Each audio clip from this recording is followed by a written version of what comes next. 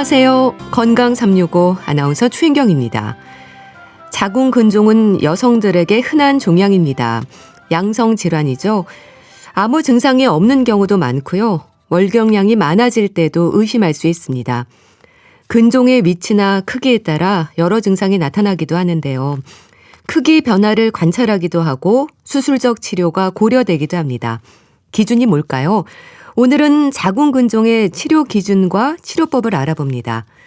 그리고 위 내시경으로 확인되는 위장 질환의 여러 유형들에 대해서도 살펴보겠습니다. 건강 365 SES의 꿈을 모아서 듣고 시작하겠습니다. KBS 라디오 건강 365 함께하고 계십니다. 자궁근종은 양성 종양입니다. 자궁의 근육층에서 발생하고요. 위치나 크기 또 개수에 따라 여러 증상들이 생길 수 있습니다. 수술이 필요한 경우도 있고 크기 변화를 관찰하기도 하는데요. 어떤 의미일까요? 한림대 강남성심병원 산부인과 박성택 교수에게 도움 말씀 듣겠습니다. 교수님 안녕하세요. 네, 안녕하세요. 여성들에게 근종은 아주 흔하지 않나요? 네, 맞습니다. 자궁근종은 가임기 여성이면은 누구나 한 번쯤 들어봤을 정도로 아주 흔한 질환입니다. 네. 그럼 나이와 상관없이 자궁근종은 생길 수 있는 건가요? 자궁근종은 35세에서는 한 40에서 60%, 네. 한 50세가 되면은 한 70에서 80% 정도로 보고되는 연구도 있기 때문에 네. 굉장히 많은 연령대, 특히 가임 연령대 특히 많이 발생을 하고 네. 굉장히 흔한 질환이라고 할 수 있습니다. 네. 근데 양성 종양이라서 크게 걱정을 하진 않거든요. 대부분 증상도 없지 않나요? 네, 맞습니다. 자궁근종의 절반 이상은 증상이 없습니다. 네. 그래서 건강검진이나 초음파 검사를 하다가 우연히 발견되는 경우가 많고요. 네. 하지만 크기가 크거나 위치가 문제가 되는 경우는 출혈, 통증, 압박 증상 등 이런 여러 가지 증상들이 나타나서 삶의 질에 영향을 줄 수 있습니다. 네. 그러니까 말씀하셨듯이 건강검진이나 초음파를 통해서 우연히 알게 되는 경우가 많은 것 같은데요. 출혈과 통증 말씀하셨지만 그래서 위치와 크기 같은 것들이 중요한 건가요? 네, 매우 중요합니다. 자궁근종은 위치에 따라 점막하형 그리고 근층 내형, 장막하형으로 나뉘고 크게 세 가지로 네. 크기도 몇 밀리미터부터 몇 센치, 10cm 이상까지 굉장히 다양합니다. 위치와 크기가 어떤 증상을 일으킬지를 결정하게 됩니다. 네. 크기가 이제 다양하다고 하셨는데요. 위치라든지 크기가 너무 크면 증상도 있을 것 같고요. 뭔가 만져지기도 할 것 같은데요. 네, 물론입니다. 근종이 보통 한 5cm에서 10cm 이상이 되면 네. 배에서 만져지기도 하고 또 하복부 팽만감이나 압박 증상 등이 생기게 마련입니다. 네. 특히 자궁 앞에는 방광이 있고 뒤에는 직장이 있는데요. 네. 너무 커져서 방광을 누르게 되면 소변을 자주 보는 빈뇨 증상이 나타날 수가 있고 네. 직장을 누르게 되면 우리가 변이 내려오는 길을 막기 때문에 변비 같은 증상이 나타날 수가 있습니다. 네. 크기가 너무 커도 문제가 되고 어디에 위치하는 게 좀 위험한가요? 근종 중에서도 특히 위험한 위치는 네. 점막하 근종이 굉장히 위험하거든요. 네. 왜 그러냐면 점막하 근종은 생리가 만들어지는 장소이거든요. 네. 즉 생리혈을 많이 유발시킬 수 있기 때문에 빈혈이라는 아주 치명적인 증상을 유발할 수가 있습니다. 점막하 근종이. 네. 그런 경우에는 대부분 수술이 필요한 경우가 대부분입니다. 네. 그럼 점막하 근종도 좀 흔한가요? 네, 상대적으로 물론 근층 내형이나 다른 타입에 비해서는 조금 그 발생률이 좀 적기는 하지만 네. 그래도 많은 분들이 저희는 보통 이제 대학병원에 있으니까 네. 가장 고생하고 찾아오는 분들이 대부분 점막하 근종이 많이 있습니다. 아, 그렇군요. 위치라든지 크기가 문제가 되고 개수는 어떨까요? 한두 개부터 셀 수 없이 많다는 얘기도 듣는다고 하던데요. 네, 물론 이제 한두 개인 경우도 있지만 10개 이상 발견되는 다발성 근종도 많이 있습니다. 네. 초음파나 이제 MRI를 보게 되면 의외로 많은 수가 발견되는 경우가 있어서 네. 정밀 평가가 필요합니다. 네. 그럼 자궁 근종이 확인이 되면 치료를 해야 할지 이게 궁금한데요. 뭐 해마다 검진으로 크게 변화를 관찰하는 경우가 많지 않나요? 네, 대부분의 경우는 한 6개월이나 1년 사이의 간격을 두고 사이즈가 증가하는지 이런 네. 부분들을 평가하게 되어 있고요. 네. 사이즈 증가가 그렇게 크게 없다면 특별하게 증상을 유발하지 않는 근종들은 그냥 관찰하는 경우가 많이 있습니다. 네. 그러니까 특별한 뭐 불편감을 느끼지 않는다면 지켜보는 경우도 있는 거군요. 근데 양성 종양인 자궁 근종도 수술이 필요한 경우가 있다고 들었습니다. 어떤 경우인 건가요? 이제 아주 되게 중요한 질문이신데요. 네. 수술이 필요한 경우는 앞서 말씀드렸듯이 빈혈을 심하게 유발하는 위치에 있다든지 네. 사이즈가 작아도 또 사이즈가 컸더니 또 주변의 방광이나 혹은 우리가 골반 신경총과 같은 신경을 눌러서 뭐 발이 저린다든지 이런 증상을 나타내는 부분들이 있거든요. 네. 그래서 사이즈가 너무 커서 방광을 누르거나 혹은 뒤에 직장을 눌러서 빈뇨나 변비나 혹은 다리 저림과 같은 어떤 신경학적인 증상을 동반하는 경우는 수술을 하는 것을 권유하고요. 네. 특히 근종이 또 너무 빨리 자라나게 되면 이 근종이 빨리 자라나면서 괴사라는 게 일어나기 때문에 굉장히 심한 통증을 유발할 수가 있거든요. 네. 그럴 경우에도 불편한 증상이 있기 때문에 수술을 강력하게 권유합니다. 네. 좀 빈혈을 심하게 일으키는 위치에 있을 때 이런 경우에도 근종 제거 수술을 이제 한다고 하셨는데 근데 여성들은 어느 정도의 빈혈은 자연스럽다는 생각을 하게 되는데요. 그렇게 생각할 것도 아니네요. 네, 빈혈은 굉장히 위험한 증상입니다. 대부분은 빈혈을 가볍게 여기시는 분들이 많은데요. 네. 혹자는 빈혈이 가장 위험한 발암인자다. 우리가 오래 살려고 막 되게 좋은 거 많이 먹고 또 암에 안 걸리려고 여러 운동도 많이 하고 하잖아요. 네. 하지만 우리 몸속의 자궁이 매달 한 번씩 빠져나가는 피가 너무 많아서 네. 빈혈 상태가 유지가 된다면 그거는 어떤 이유에서건 교정, 치료를 해야 되는 그런 이유가 되는 것이라고 생각합니다. 네. 자, 근종으로 인한 수술을 해야 될 때 아무래도 고민을 하게 될 것 같습니다. 가임기 여성들에게 근종으로 인한 수술이 필요할 때는 뭐 수술 후에 임신 계획이라든지 혹시 자궁 적수를 해야 하는 건 아닌지 걱정을 하게 되는데요. 이런 부분은 어떨까요? 되게 중요한 질문이신데요. 네. 일단은 자궁 근종은 아무래도 우리가 생명을 잉태하는 그런 기관인 자궁에 나타나는 것이기 때문에 우리가 꼭 아기를 낳아야 되시는 분들 이런 분들은 이제 그 상황에 맞춰서 근종이 아기가 잘 안 들어서는 위치에 있다면 제거를 해야 되겠고 네. 또 아기를 낳아야 된다라고 한다면 자궁을 최대한 보존하는 수술을 제일 우선적으로 고려를 해봐야 됩니다. 그리고 실질적으로 최근에는 네. 무조건 자궁을 드러낸다라기보다는 네. 자궁 근종을 제거해서 근종을 제거한 자궁이 그 기능을 다할 수 있는 보존적인 치료로 가는 형태들이 많기 때문에 네. 무조건 예전처럼 자궁을 적출한다라고 보기는 어렵습니다. 네. 그러니까 자궁 보존이 많아지고 있네요. 네, 맞습니다. 네. 근종 수술이 필요한 경우도 많은가요? 수술을 해야 함에도 망설이거나 모르고 방치가 된다면 어떤 위험이 올 수 있을까요?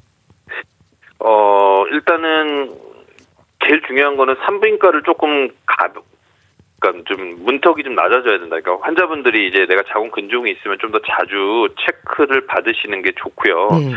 특히 이제 가임기 여성에서 같은 경우에는 근종을 너무 손 쓸 수 없을 만큼 시간을 많이 경과된 상태에서 나타나게 되면 네. 임신도 영향을 받지만 자궁을 같이 드러내야 되는 그런 안타까운 경우도 종종 있기 때문에 네. 근종의 위치와 크기에 따라서 자라나는 속도를 산부인과 전문의의 판단에 의해서 적절한 시기에 수술을 하는 것이 굉장히 중요하다라고 말씀드릴 수 있습니다. 네. 수술 방법도 궁금합니다. 요즘은 복강경이나 로봇 수술이 많죠. 네, 많습니다. 네. 최근에는 이제 뭐 예전에는 개복하는 수술이 주를 이뤘다라고 한다면 네. 요즘은 이제 복강경 그리고 최근에 많이 하고 있는 로봇 수술이 있는데요. 네. 우리가 이거를 이제 최소 침습 수술이라고 얘기를 하는데 네.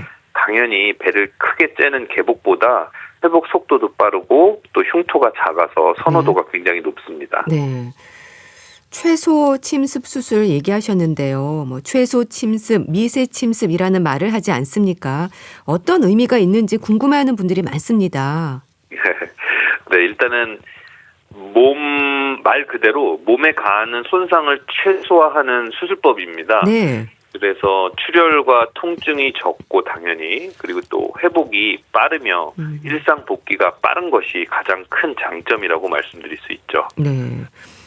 그러니까 출혈과 통증이 적고 또 회복이 빨라서 많이들 또 선호하신다고 하셨는데 개복이 아니라 배에 작은 구멍을 내서 근종을 제거하는 게 복강경과 로봇 수술이잖아요. 네. 절개창이 서너 개가 아니라 뭐 한 개인 단일공 방식도 있다면서요. 좀 설명해 주세요. 맞습니다. 배꼽에 딱 한 개만 구멍을 내고 수술하는 방식이고요. 네. 뭐 장점은 물론 이제 배꼽이 상대적으로 굉장히 흉터가 나더라도 안으로 함몰되는 구조이기 때문에 네. 흉터가 거의 보이지 않거든요. 그래서 이제 미용적인 만족도가 굉장히 높고 네. 또 배꼽은 그 주변으로 지나가는 신경이 많이 없기 때문에 실질적으로 상처를 가하더라도 통증을 많이 못 느끼는 편입니다. 네. 그런 여러 가지 해부학적인 구조 면에서 그리고 또 미용적인 면에서 이 단일공 수술도 굉장히 인기 있는 수술 방법이기도 합니다. 네. 저 앞서 근종 수술에서 이제 자궁 보존을 하는 경우가 많아지고 있다고 하셨는데 그럼 어쩔 수 없이 자궁을 적출해야 하는 경우에도 복강경이나 로봇 수술이 가능할까요? 네, 가능합니다. 이제 전 자궁 절제 수술, 자궁을 전부 드러내는 수술도 복강경이나 로봇을 이용하면 훨씬 안전하고 빠르게 회복할 수 있습니다. 네. 그런데 또 근종의 크기가 너무 커서 거대 근종으로 불릴 때라든지 다발성 근종일 때도 뭐 최소 침습의 방식이 어렵다는 말도 있던데 어떻습니까? 복강경은 안 되지만 로봇은 가능할까요? 네, 물론 이제 10cm 이상의 거대 근종이나 이제 수십 개 이상의 다발성 근종은 네. 경우에 따라서 복강경은 안 되지만 로봇 수술은 가능한 그런 케이스들이 좀 있습니다. 네. 근데 저희가 실질적으로 수술을 진행을 하다 보면 로봇이 가지고 있는 장점이 복강경으로 안 보이는 시야를 제공을 해주는 부분이 있기 때문에 네. 예전보다는 이제 로봇 수술이 도입이 되고 나서 아주 큰 자궁 근종도 개복 없이 미세 침습 수술, 즉 로봇 수술로 복강경은 안 됐지만 로봇 수술로 가능한 그런 케이스들이 점차 늘고 있습니다. 네. 그럼 근종의 크기가 너무 큰 거대 근종이 갖는 위험이 있을까요? 네, 솔직히 뭐 정확하게 몇 센치서부터 거대 자궁 근종이다라고 말하기는 조금 어려운데요. 네. 대체적으로 저희가 동의하는 크기는 보통 한 10cm 이상의 자궁 근종 혹은 이제 10cm가 어느 정도 되냐면 임신 16주 정도 크기의 자궁일 때 우리가 거대 근종이라고 표현을 합니다. 네. 다발성 근종은 뭐 수십 개 이상의 근종이 있을 때라고 얘기하셨는데 다발성은 몇 개 정도까지 보셨어요? 보통은 이제 한 5개 이상을 저희가 다발성이라는 표현을 쓰는데요. 네. 뭐 이것도 굉장히 흔합니다. 보통 이제 저희가 자궁을 밭이라는 표현을 쓰고요. 네. 근종을 감자밭의 씨앗이라고 말하고 근종을 감자로 비유를 제가 표현해서 환자들한테 설명을 하는데 네. 우리가 감자밭에서 감자 큰 거 하나 캐냈다고 감자가 안 자라나지 않잖아요. 결국에는 뿌려진 씨앗들, 즉 자궁 근종의 씨앗들이 큰 자궁 근종이 사라지더라도 그 밭에서 자라날 수 있듯이 네. 자궁 근종, 다발성 근종들은 재발이나 이런 것들을 잘할 수 있기 때문에 네. 특히나 더더욱 좀 가급적이면은 그 가임기 여성이 지나고 더 임신할 필요가 없는 분들은 네. 자궁 적출 수술을 많이 권해드리곤 합니다. 네. 자, 그러면 수술 여부나 뭐 수술 방법을 결정하는 데 있어서 기준으로 삼을 수 있는 부분이랄까요? 수술을 받아야 하는 당사자도 이해가 돼야 할 텐데 어떤 부분들을 기준으로 또 삼으시나요? 제일 기본적으로는 불편한 증상이 있는가 이게 제일 중요하고요. 네. 그 다음에는 크기가 저희가 몇 개월 간격으로 지켜본다라고 말씀드렸을 때 굉장히 빠르게 커지고 있는지, 그리고 환자분이 뭐 임신 계획이 있는지 등을 기준으로 삼습니다.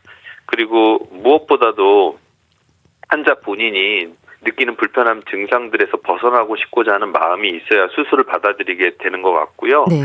그리고 또 중요한 것은 또 의료진하고 이제 잘 맞는 그런 내가 환자들이 이제 여러 병원들을 가봤을 때 이 의료진과 내 몸을 맡겨도 되겠다 하는 부분들도 되게 수술을 결정해야 할 때 되게 중요한 인자가 아닌가 저는 그렇게 생각합니다. 네. 의료진의 진단과 또 상담 후에 결정하면 될 것 같은데요. 근종이 있다고 모두 수술을 해야 하는 건 아니라는 것도 기억을 하셔야 될 것 같습니다. 폐경이 되면 근종의 크기가 작아진다는 말도 하는데 근거가 있나요? 네, 보통 이제 호르몬에 의해 이제 자궁 근종이 자라난다라고 알려져 있고요. 네. 여성 호르몬에 해당되는 에스트로겐과 프로제스테론이라는 두 가지 호르몬이 결국에는 폐경이 되면 호르몬의 공급을 하고 있는 난소가 그 기능을 다해서 호르몬 공급이 안 되는 상황이 발생을 하는 거거든요. 네. 그런 상황이 일어날 경우 자궁 근종은 호르몬 공급을 받을 수가 없기 때문에 그 크기가 줄어들거나 아니면 그대로 있거나 하는 정도로 아무래도 좀 이전에 비해서 가임기 때 난소 호르몬이 많이 나올 때에 비해서는 크기가 축소하게 되는 경향을 보이고 있습니다. 하지만 폐경이 된 이후에도 근종이 자라난다라는 소견을 보이는 경우에는 반드시 전문의의 진료를 보셔야 되고 또 네. 수술이 필요한 경우가 많이 있습니다. 네. 적절한 치료 시기를 위해서도 정기 검진은 필요할 것 같다는 생각이 드는데요. 조언을 좀 해주세요. 네, 제일 중요한 말씀인데요. 네. 꼭 증상이 없더라도 정기적으로 산부인과 검진을 통해서 자궁 근종을 조기에 발견하고 적절한 치료 시기를 놓치지 않는 것이 가장 중요하다라고 말씀드릴 수 있을 것 같습니다. 네. 그리고 제 지인 중에 누웠을 때 배에 불룩하게 만져지는 게 있어서 병원에 갔다가 자궁 적출을 했다는 분이 계시거든요. 크기가 자라는 속도는 좀 사람마다 다르다고 봐야 될까요? 네, 너무 그거는 다양해서요. 네. 보통 제가 6개월이나 1년에 한 번씩 본다라고 말씀을 드리지만 심지어 6개월이 지났는데 거의 2배, 3배 크기가 되어서 오시는 분들도 있습니다. 그래서 본인이 느끼시기에 내 배에 뭐가 만져진다라고 느껴지면은 내 뱃속에서 일어나는 일들에 대해서 내가 민감하게 몸의 어떤 그 변화를 좀 느끼셔야 되고요. 네. 그런 변화가 느껴졌다라고 한다면 꼭 6개월이 아니더라도 산부인과에 가셔서 근종이 있으신 분들 같은 경우에 네. 그 크기를 비교해 보는 것이 현명한 판단이라고 생각합니다. 네. 좀 정기 검진을 꾸준히 하셔야 한다는 거 기억을 하셔야 되겠네요. 자, 오늘은 자궁 근종과 관련해서 자세히 알아봤는데요. 한림대 강남성심병원 산부인과 박성택 교수와 함께했습니다. 말씀 감사합니다. 감사합니다. KBS 라디오 건강 365 함께하고 계신데요. 샌디 로퍼의 Time After Time 듣고 다시 오겠습니다. KBS 라디오 건강 365 함께하고 계십니다. 위 내시경의 결과로 아무 문제가 없어야 할 텐데 여러 소견들이 나오기도 합니다. 위염, 위궤양을 비롯해서 미란성 위염, 위축성 위염, 장상피 화생, 의심되는 부분들이 적힌 결과지를 받기도 하는데요. 어떤 상태라는 걸까요? 국립정신건강센터 건강증진과 백현욱 교수에게 도움 말씀 듣겠습니다. 교수님 안녕하세요. 네, 안녕하십니까. 나이 들수록 소화력이 떨어진다는 말을 합니다. 어느 정도는 당연한 얘기겠죠? 그렇죠.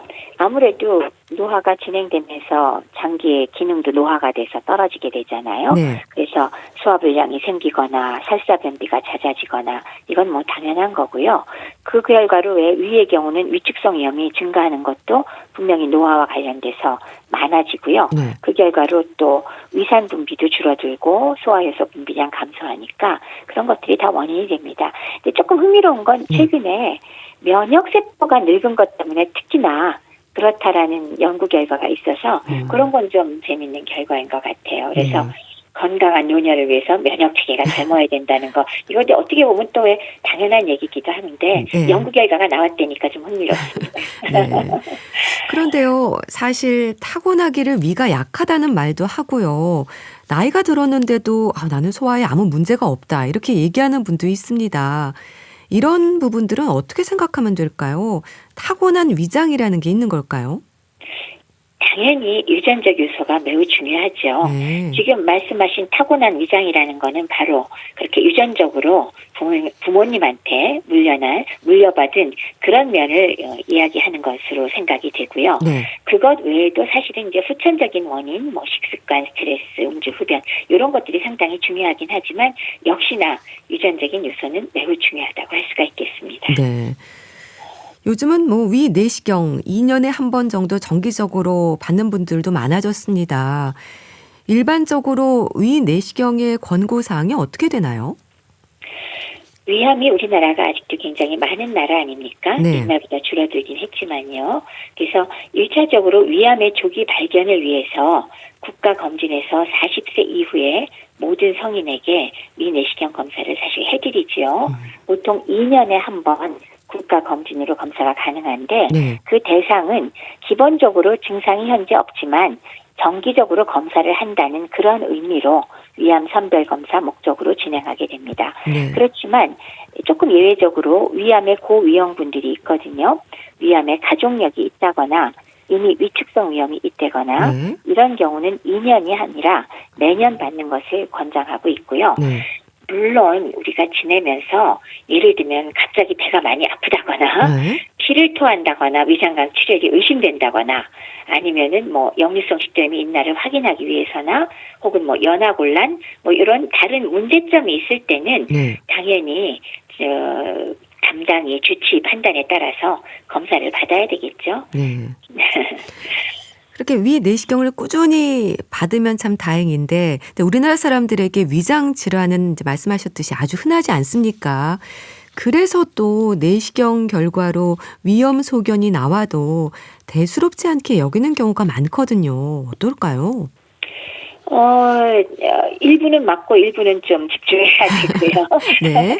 그러니까는 위험이라는 것 자체가 심각한 병이냐? 사실 위험만 놓고 보면 그건 심각한 거 아니죠. 굉장히 흔하기도 하고 네. 많은 경우에 증상이 있을 경우에도 적절한 약물이나 식습관 조절로 위험은 대부분 호전되고 어느 정도 조절을 할 수가 있다라는 뜻입니다. 네. 그중에서도 가장 흔히 보는 표재성 위험은 만성 위험 중에도 초기고 증상이 없다면 사실 우리 거의 정상으로 얘기할 정도거든요. 네. 그래서 또 이거는 암 발생과 무관하고요. 네. 근데 이제 그것과 관계없이 내가 표재성 위험이 있는데 내가 소화장애가 있고 속쓰림이 있다. 그러면 사실은 그 표재성 위험 자체가 원인이라기보다는 기능장애가 있어서 아니면 식습관에 의해서 그 증상이 나온 거니까 네. 증상에 맞춰서 치료하면 되는 거고요. 네. 일반적으로 위험의 경우 지나치게 염려는 안 해도 되지만 만성 위축성 위험이나 장상피 발생의 경우는 아무래도 위암 발생이 좀 높다라는 것 때문에 조금 더 내시경으로 선별 검사하는 걸 자주 하는 정도, 이 정도 관심을 가지시면 될 것 같습니다. 네. 사실 보통 이제 말씀하셨듯이 기능 장애나 이제 식습관에 문제가 있는 경우가 많아 이제 위험에서는 좀 소홀하게 생각을 하다가도 위궤양 소견이 나오면 긴장하는 분들도 많습니다. 위염과 위궤양은 상태가 어떻게 다른 건가요? 위염은 말씀드렸던 만성 표재성 위염 같은 것도 물론 있지만 급성 위염의 경우는 사실 미란성 위염이란 말을 많이 들어보셨을 거예요. 네. 미란이란 말이 또 도대체 뭐냐. 얕게 점막의 겉이 손상을 받아서 날아간 상황이다. 그래서 그럼에도 불구하고 통증 같은 건 제법 심하게 나올 수도 있지만 아주 얕게 손상된 부분이기 때문에 네. 치료 기간이 별로 길지 않고 단기간 내에 완치가 가능하다라는 그런 정도가 될 거고요. 네. 이제 궤양의 경우는 그거보다 훨씬 깊이 파였을 때를 우리가 궤양이란 표현을 쓰겠습니다. 네. 그래서 많은 경우에 두 가지가 비슷할 수도 있지만 증상이 좀 더 심하면서 출혈이나 또는 위벽을 아예 뚫어버리는 천공 가능성도 있어서 네. 적극적인 치료가 꼭 필요하기 때문에 궤양에 좀 더 집중하게 되고 긴장하는 것도 뭐 틀린 건 아닙니다. 적절하게 네. 긴장하셔야 합니다. 네. 그 위궤양은 약간 깊게 파인 거라면 그렇게 출혈이나 천공이 올 수도 있다고 하셨는데 그럼 통증도 상당하겠어요? 전형적인 걸 따진다면 통증이 심할 가능성이 훨씬 높죠. 드물지만 그렇게 심하지 않을 수도 있지만 네. 일단 상복부 통증이 매우 심할 가능성이 크고요. 그 증상 자체가 속이 비었을 때나 아니면 식사하고 2-3시간 지났을 때 아주 타는 듯한 심한 상복부 통증. 네. 그다음에 말씀드렸듯이 출혈을 동반하기 때문에 대변이 검어지거나 혈변이 나올 수도 있고요. 네. 아주 심하면 천공이 돼서 복막염으로 진행하는 경우도 있죠. 네. 거기에 비하면 이제 미란성 위염은 그 정도까지는 아니고 터지거나 이런 일은 안 생기는 게 원칙이겠죠. 네. 미란성 위염 잠깐 말씀 주셨는데요. 위염과 위궤양은 익숙한데 이제 미란성 위염, 위축성 위염 이런 어려운 단어들이 나오기도 하거든요. 그 어떻게 이해하면 될까요? 좀 설명해 주세요. 그러니까 위염을 크게 나누면 급성과 만성으로 나눌 수가 있을 거고요. 네. 급성 위염 중에 전형적인 게 이제 미란성 위염이 되겠습니다. 말씀드렸듯이 점막이 얕게 벗겨지면서 궤양보다는 얕지만 통증은 이것도 유발할 가능성이 있고요. 네. 대부분의 급성 위염의 통증 원인으로서 미란성 위염이 될 때가 많습니다. 네. 근데 반면에 표재성 위염 혹은 위축성 위염, 거기서 장상기 화생 이런 것들은 만성 위염 중에 하나가 되겠고요. 네. 그 중에서도 위축성 위염의 경우는 위점막이 매우 얇아진 상태를 이야기하고 네. 표재성 위염에서 좀 더 진행이 된 상태라고 저희가 생각을 하고 있습니다. 네. 위축성 위염은 위 점막이 많이 얇아진 상태라고 말씀하셨는데요. 근데 위축성 위염은 위장도 나이 들었다는 의미라는 말도 하고요. 위암의 위험 요인이라는 말도 합니다. 그런가요? 네, 잠만 먼저 말씀드리면 맞습니다. 그렇군요. 나이가 들면서 네. 이 만성 위염 중에도 위축성 위염의 발병도가 굉장히 많아져서 네. 대체로 50세 이상이 되면 무려 30-40%는 위축성 위염 소견을 보일 정도로 아주 흔하다고 합니다.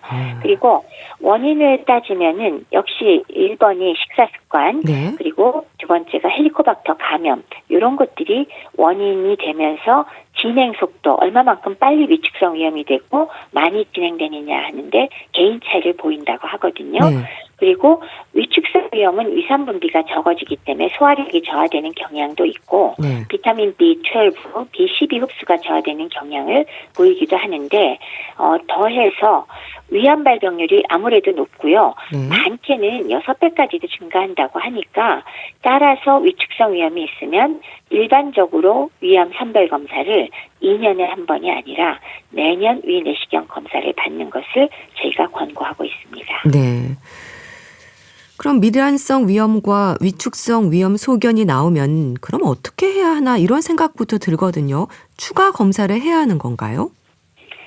미란성 위염은 증상이 동반된 급성 위염 중에 가장 흔하다고 말씀을 드렸고요. 네. 이렇게 증상이 동반된 미란성 위염은 당연히 약물로 치료가 필요합니다. 그렇지만 기간이 그렇게 길진 않아요. 네. 일반적으로 한 2주 이내에 호전될 때가 많고요.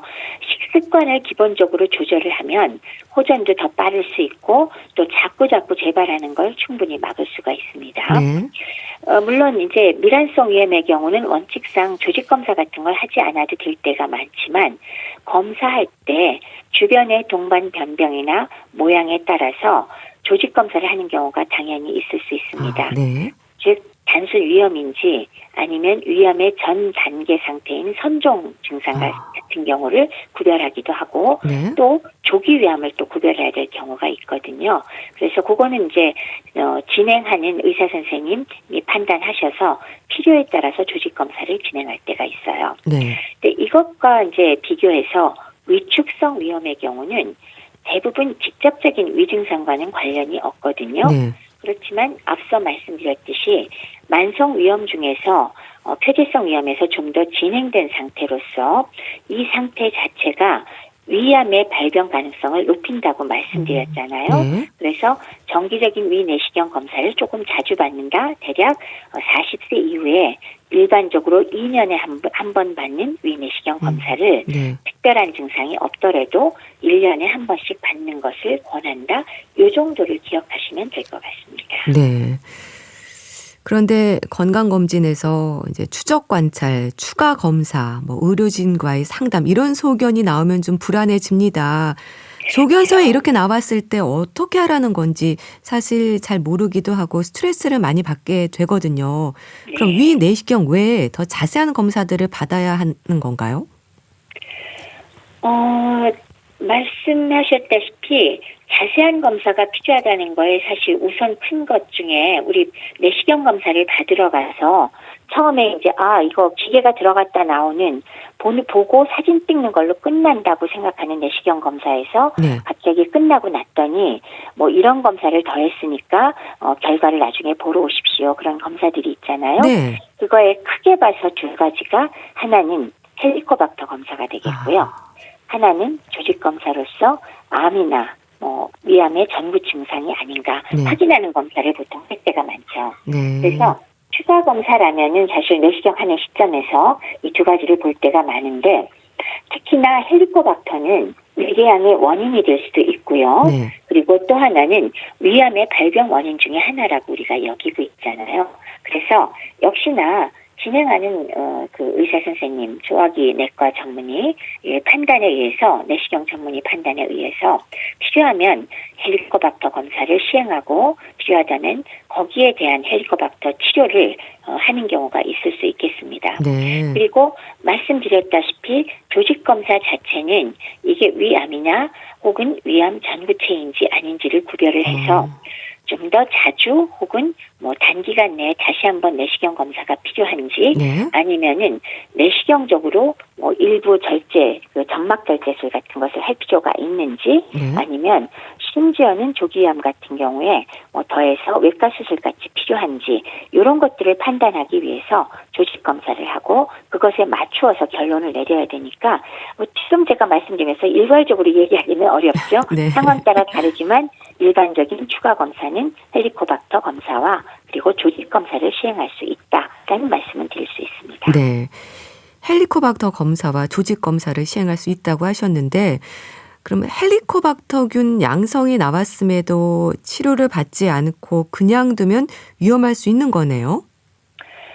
헬리코박터의 경우 워낙 우리나라에 이제 걸린 분들이 많으니까 사실은 모든 사람한테 치료를 권하기에는 너무 많기도 하고 그래서 네. 사실은 이제 이쪽 전문 학회에서는 굳이 모든 사람한테 꼭 치료가 필요하지는 않다라고 얘기를 하고요. 네. 기본적으로는 위궤양이 있다거나 아니면 위암 수술을 받고 남은 위에서 헬리코박터가 또 나온다거나 이런 경우에 아니면 11장 궤양이 있다거나 이런 경우에는 반드시 치료를 하라. 나머지는 좀 두고 보라 그러지만 사실은 헬리코박터균이 그렇지 않은 경우에 나오더라도 네. 확실히 헬리코박터가 있음으로써 위축성 위암이나 장상피 화생에 동반됐을 때 조금 더 위암으로 발전될 가능성을 높일 수도 있고 네. 그다음에 이거는 공식적인 얘기는 아니어도 네. 장상피 화생이나 만성 위축성 위염은 원래 이게 회복되는 질환이 아니거든요. 그런데 헬리코박터를 치료하고 적극적인 식사 습관 조절을 하면 사실은 내시경을 보다 보면 조금 호전되는 걸 볼 수가 있습니다. 네. 많이 완전히 없어지는 건 아니더라도 그런 의미에서 헬리코박터가 일단 검사에서 나왔을 때 치료를 할 거냐 말 거냐는 사실은 환자분한테 오히려 그 의사 선생님이 물어볼 때도 있거든요. 네. 근데 특별한 부작용이 생기지 않는 한은 치료를 하는 것도 저는 꽤 긍정적이라고 생각을 하고 있습니다. 네. 헬리코박터균 감염 여부 확인도 검사 후에 일주일 이상 걸리는 거죠? 아닙니다. 헬리코박터 검사를 내시경 하면서 진행한 검사는 네. 사실은 대부분의 경우는 그 다음날 결과를 알려드릴 수 그렇군요. 있습니다. 네. 그럼 제균 치료를 해도 또 생길 수 있는 건가요? 제균 치료를 하고 나서 보통 이제 한 달이나 두 달 있다가 그 검사를 해서 이제 그러니까 확실하게 그 제균이 된 날을 확인하긴 하는데요. 네. 그런 경우에 완전히 재균이 안 됐을 때는 2차 약이나 3차 약을 사용할 수가 있고요. 그다음에 그때 치료가 됐다고 하더라도 1년 후에 다시 검사하면 다시 양성이 나오는 경우가 있거든요. 이런 경우는 재감염이 될 수도 있고 불충분하게 재균됐을 경우도 있고 다 가능성은 우리가 염두에 두고 있지만 네. 그렇게 재감염이건 아니면 불충분한 재균이건 다시 나왔을 때 뭐 재치료를 할 수는 있는 거죠. 네, 그렇군요. 자, 앞서 미란성 위염과 위축성 위염에 대해서 설명해 주셨습니다. 장상피 화생에 대해 좀 여쭤볼게요. 위축성 위염이 장상피 화생으로 이어질 수 있고 장상피 화생이 암으로 발전할 수 있다. 이렇게 많이들 알고 있는데 장상피 화생이 뭔가요? 장상피 화생이란 말 정말 되게 이상하지 않아요? 어떤 뜻인가요? 이게 초창기에 번역한 내용들이 이게 일본식 한자말로 번역을 해나갔고 네. 장상피처럼 변했다라는 뜻입니다. 아, 네. 그러니까 위세포가 마치 장세포처럼 생긴 세포로 바뀌었다는 뜻이거든요. 네. 근데 그러면 도대체 아니 위에 있는 점막이 뭐 때문에 장처럼 바뀌어? 그런 생각이 들잖아요. 그렇네요. 그게 그렇죠. 만성위염, 위축성위염에서 더 진행이 됐을 때 나오는 현상이 희한하게 그 세포를 조직을 얻어서 현미경으로 봤더니 마치 장세포처럼 보이더라. 네. 그래서 장상피화 되었다라는 걸로 그렇군요. 장상피 화생이라고 합니다. 네. 근데 저는 정말 마음에 안 들어요. 이것도 조금은 요새 좀 순수한 우리말로 조금씩 바뀌어 나가고 있는데요. 의학 용어도 이것도 좀 더 예쁘게 바꿔줬으면 하는 마음이 제가 들고요. 네. 그래서 어쨌건 만성위염이 극단적으로 더 진행되어서 점막 표면의 세포가 소장 또는 대장 세포로 대체된 것을 말한다라고 이제 정의는 내릴 수가 있고요. 네. 그다음에 이제 두 번째로 말씀하신 게 암으로 진짜 진행할 확률이 높을까 하는 거잖아요. 네. 그래서 실제로 많은 연구를 해봤더니 장상피 화생까지 진행이 됐을 경우에 위암의 발병은 보통 한 2배 내지 4배, 굉장히 많게는 10배까지도 아이고, 얘기를 하는 경우가 네. 있기는 있습니다. 근데 그렇지만 이게 아주 직접적으로 발병하는 인자가 아주 직접적인 거냐, 그거는 조금은 불투명하기 때문에 일반적으로 장상피 화생으로 만드는 위험인자로 꼽는 게 계속 말씀드리지만 헬리코박터 파일로리균 감염, 네. 그다음에 나이가 많은 경우 60세 이상, 그다음에 여성보다는 남성, 그리고 위암에 가족력이 있을 경우, 담배를 태시는 분, 네. 그다음에 식습관이 굉장히 자극적이고 불규칙한 분, 그다음에 유전자 변이가 있는 건데 이거 다 듣다 보면 사실 위암의 위험인자가 되잖아요. 아, 그렇네요. 그렇죠. 예. 그래서 이게 상호 연관관계가 있을 거라고 생각하고요. 어찌 됐건 다른 일반 그러니까 왜 장상피 화생이 진행 안 된 경우보다는 기본적으로 암이 진행될 확률은 좀 더 높기 때문에 계속 말씀드리지만 일반적으로 2년에 한 번 내시경 검사하면 이 경우는 적어도 1년에 한 번은 내시경 검사를 하라라고 얘기를 하고 있습니다. 네. 위축성 위염과 장상피 화생이 동반되는 경우도 많습니다. 둘 다 있는 경우도 흔한가요? 네, 보통 위축성 위염에서 거기에서 더 진행되면서 장상피 화생으로 진행된다고 보거든요. 네. 그렇기 때문에 위축성 위염과 장상피 화생이 섞여서 있는 경우는 내시경 소견상에서 우리가 꽤 자주 볼 수가 있거든요. 네. 그래서 동반되는 경우가 꽤 많다라는 거 네. 사실 맞고요. 네. 그러면서 이렇게 왜 진행이 되느냐는 계속 말씀드리지만 헬리코박터 감염도 유발 원인이 되고 네. 또 식습관 중에 특히 과도한 염분 섭취나 아니면은 그 가공된 육가공품 같은 걸 많이 먹는 것도 원인이 된다라고 얘기를 하고 있습니다. 네. 40세 이후 이제 2년에 한 번 위 내시경을 받으면 좋고 좀 더 관찰이 필요할 경우에는 1년에 한 번 받으라고 얘기하셨는데 위 내시경 결과로 나오는 위장 질환의 소견이 있을 때 어떻게 검진 결과를 활용해야 될까요? 참 용어가 가지가지 적혀 있잖아요. 네.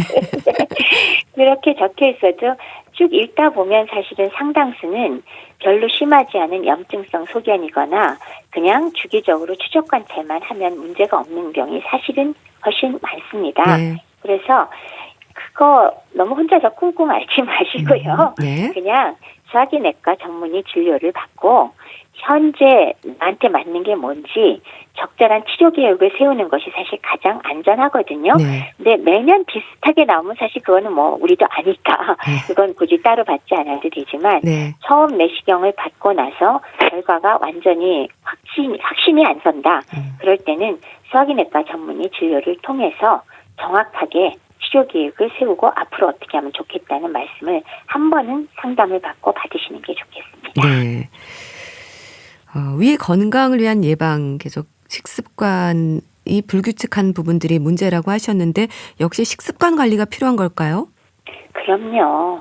식습관이 가장 중요하고요. 네. 특히나 우리가 왜 위 내시경을 얘기하다 보니까 조금은 위암 쪽으로 좀 더 많이 접근을 했는데 특히나 짠 음식은 확실히 만성염증을 악화시키면서 위암을 유발하는 데 원인이 되는 거는 굉장히 많은 데이터로 수십 년 동안 알려져 있는 겁니다. 네. 근데 거기에 더해서 가공육을 만들 때 아질산염이라는 걸 첨가하잖아요. 그럴 때 이게 음식의 특정 성분과 결합해서 발암 물질을 만들어낸다고 네. 알려져 있어요. 나이트로사민이라고 얘기를 하는데요. 이런 것들이 바로 위암을 유발하는 원인이 되고 또 술 자체도 위 점막을 직접 자극하기 때문에 네. 술을 많이 먹는 것도 당연히 문제가 되겠죠. 그래서 식습관의 경우 규칙적이면서 좀 더 좋은 음식을 먹되 짠 것을 피하고 네. 그다음에 훈제 식품이나 가공식품들은 좀 특히 가공육이죠. 육가공 제품은 피하는 게 좋고요. 그다음에 또 거기에 더해서 조리 음식도 상온에 하루 이상 방치를 해버리면 음식 속의 질산염이 또 아질산염으로 바뀌면서 역시나 암발병을 유발할 수 있으니까 네. 결국 신선한 식품이 제일 좋은 거겠죠. 그리고 헬리코박터 감염이 있다면 치료하는 게 아무래도 도움이 되는 것으로 보이기 때문에 네. 주치의한테 상담을 좀 해보시는 게 좋겠습니다. 네, 알겠습니다. 자, 오늘은 위 내시경으로 확인되는 위장 질환의 여러 유형들에 대해서 살펴봤는데요. 국립정신건강센터 건강증진과 백현욱 교수와 함께했습니다. 말씀 감사합니다. 네, 감사합니다. 이선희의 인연 보내드리면서 인사드릴게요. 건강365 아나운서 최인경이었습니다. 고맙습니다.